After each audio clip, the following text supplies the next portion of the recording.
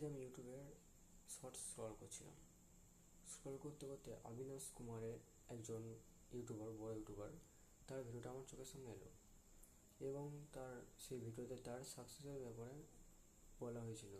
সাকসেসটা থেকে দেখানো হয়েছিল, জার্নি, স্ট্রাগল সবগুলি দেখাচ্ছিল।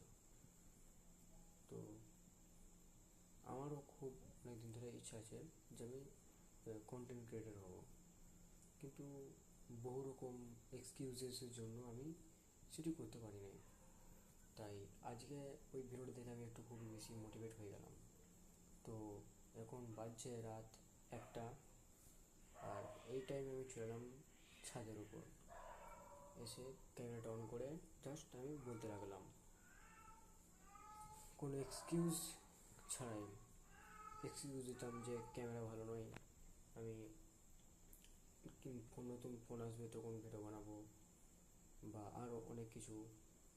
তো সেই এক্সকিউজগুলোকে আমি হিট করে ভিডিওটা শ্যুট করছি।